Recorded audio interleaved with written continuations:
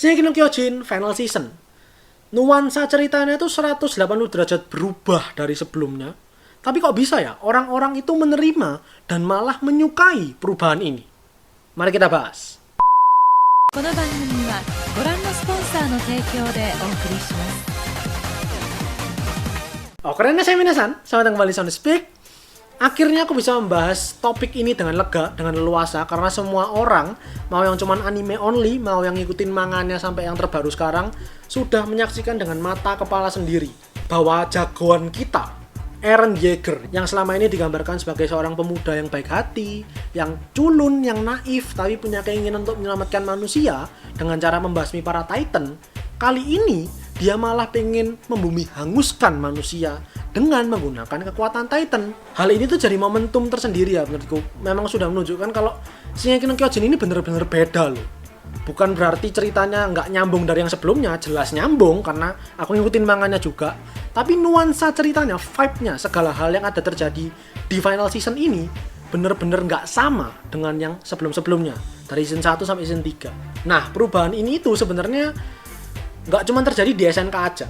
Aku itu langsung teringat, jadi gini, ini mungkin untuk pengantarnya aja cukup panjang ya sebelum masuk ke intro. Karena memang aku pengen sharing dulu, kenapa sih kok hal ini tuh menurutku keren untuk dibahas, asik untuk dibahas. Karena perubahan begini itu pernah terjadi sebelumnya di seri Bleach. Aku jelasin dulu, kalau di SNK sebenarnya kan kalau diibaratkan grafik, di season 3 kemarin itu udah nyampe di puncak.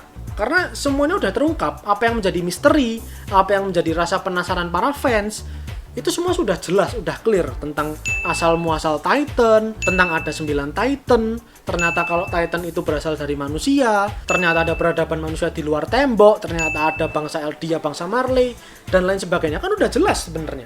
Ibaratnya kalau grafik ya udah mentok sampai di atas. Setelah itu ceritanya berubah, tapi grafiknya tuh naik. Jadi udah mentok nih, naik lagi. Keren kan ya? Beda cerita dengan Bleach. Bleach kemarin buat yang ngikutin ya pasti paham.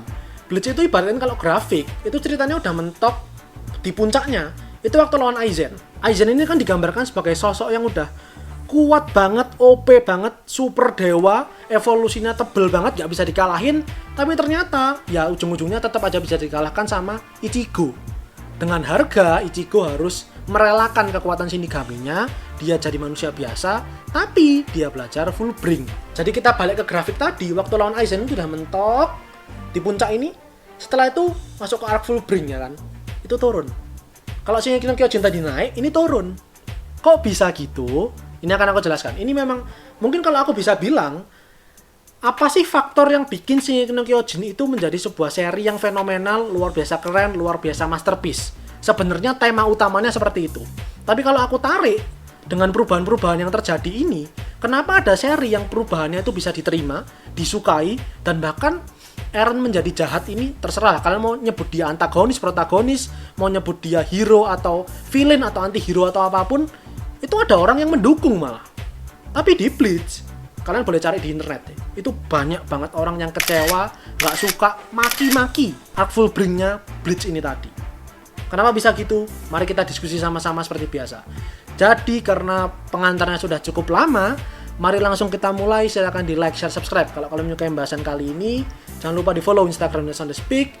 Mari kita mulai. Akhirnya kita baru masuk ke pembahasan utamanya. Sebagai sama pecinta anime, sebagai sama otaku, penikmat Shingeki no Kyojin, mari kita saling berbagi pendapat. Tapi ingat, jangan sampai jangan berdebat. Cukup beropini sebagai penikmat dalam sesi diskusi hangat.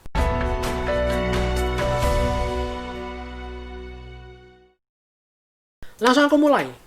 Menurutku ada 4 faktor, ada 4 alasan kenapa Shingeki no Kyojin ini, Attack on Titan ini sebegitu keren, sebegitu masterpiece, bahkan perubahan ceritanya itu bisa diterima, dinikmati, dan disukai orang-orang. Alasan yang pertama, itu adalah karena seri ini itu bermain dengan akal dan perasaan kita. Kita udah disajikan tentang kenyataan sebenarnya dari universe, dari dunianya Attack on Titan, Shingeki no Kyojin ini. Gimana sebenarnya bangsa Eldia, gimana sebenarnya bangsa Marley, siapa itu Raja Fritz, siapa itu Helos, siapa itu keluarga Taibur, siapa Eren Yeager akhirnya, dan semua hal lainnya. Kita secara nggak sadar dipaksa untuk memilih pihak. Kita secara nggak sadar dipaksa untuk menentukan siapa yang benar, siapa yang salah, siapa yang patut didukung, siapa yang patut dihukum. Terlebih dengan adanya perlawanan si Eren yang nerbu negara Marley plus anggota Chosahi dan pun semuanya ikut turun tangan untuk membantu penyerangan, kita kan berarti disuruh milih nih, berarti yang bener siapa? Berarti yang harus kita dukung siapa? Kalau kita lihat dari jalan ceritanya, kalau kita lihat dari sejarahnya, yang bener si A, yang bener si B. Seri ini tuh berhasil untuk bermain-main dengan akal dan perasaan kita untuk bisa memilih suatu pihak yang mana rasanya kayak gini deh, aku bilang itu kayak gini. Keputusan kita untuk memilih suatu pihak itu nggak bisa dikatakan mutlak atau absolut bener. Kita ambil contoh aja, kita mau mendukung atau mengecam tindakannya si Eren. Buat yang cuma nonton animenya doang, percayalah, nanti semakin ke belakang, Eren akan semakin gila. Kita bisa aja bilang, tindakan si Eren bener. Dia itu mau balas dendam. Dia selama ini tersiksa. Dan lain sebagainya, semua argumentasi kita. Kita akan bilang, tindakan yang dilakukan sama Eren Yeager itu memang harus kita lakukan. Tapi, aku yakin, ada sisi hati nurani kita yang bilang, masa iya sih kita sampai harus membunuh orang lain? Sampai ngancurin negara orang lain? Segitunya kah? Tapi di sisi lain, kalau kita mengecam tindakannya si Eren, kita bilang, nggak boleh, tindakannya si Eren itu jahat. Dia sekarang jadi penjahat, sekarang dia membunuh orang, bahkan orang-orang nggak bersalah dia bunuh. Tapi ada sisi lain dalam diri kita juga bilang, tapi kita tersiksa selama ini. Tapi kita selama ini tuh dicap sebagai iblis. Ibu sendiri tuh bahkan mati dimakan Titan di depan mata kepala sendiri. Ya kan? Kita nggak bisa secara mutlak bilang, oh ya Eren bener, oh ya Eren salah, oh ya Eldia salah, oh ya Eldia bener. Dan inilah alasan, salah satu alasan menurutku ya, kenapa ini seri cukup bisa dinikmati, cukup bisa diterima. Karena orang-orang pun akhirnya akan berselisih paham, akhirnya kayak memilih pihak. Mana yang benar, mana yang salah, mana yang harus didukung, mana yang harus dihukum. Alasan yang kedua, masih berkelanjutan dari yang pertama. Itu adalah endingnya mau seperti apa. Ini jelas, ini pasti sih. Ini menjadi sebuah pertanyaan, rasa penasaran, dan dilema banyak orang. Orang yang ngedukung Eren, kita tentu akan bilang, oke, semoga Eren bisa menang, bisa meratakan, menghancurkan seluruh dunia. Semua manusia di luar tembok itu habis, lenyap semuanya. Kita akan bilang seperti itu. Tapi di sisi lain, kita yang nggak setuju dengan tindakan Eren akan bilang, nggak boleh Eren bisa menang. Nah ini kan akhirnya jadi sebuah perbincangan lagi nih, endingnya bakal seperti apa? Hajime Isayama Sensei mau bawa kemana akhir ceritanya? Atau bahkan mungkin endingnya nggak seperti itu, bukan salah satu pihak yang menang. Mungkin di tengah-tengahnya, atau mungkin ada alternatif cerita lainnya yang disiapkan sama Hajime Isayama Sensei. Untuk saat ini, mari kita tunggu sama-sama.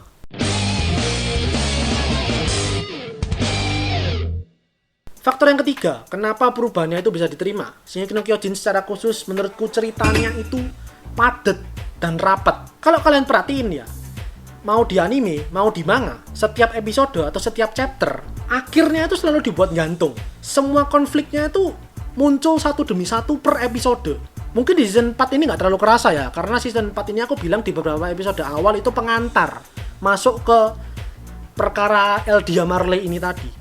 Sebelum-sebelumnya, season 1 sampai 3, tonton semuanya.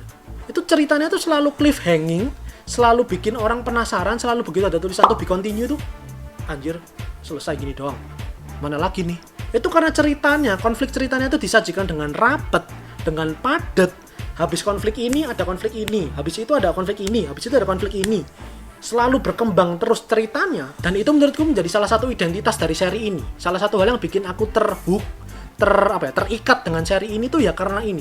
Ceritanya itu padat, nggak dragging, nggak dilama-lamain, nggak ada unsur-unsur yang nggak perlu itu dimasukin. Nggak, semuanya lengkap, padat, rapet. Setiap episode, setiap ceritanya itu selalu punya sebuah makna dan sebuah warna yang mau diceritakan, mau disampaikan.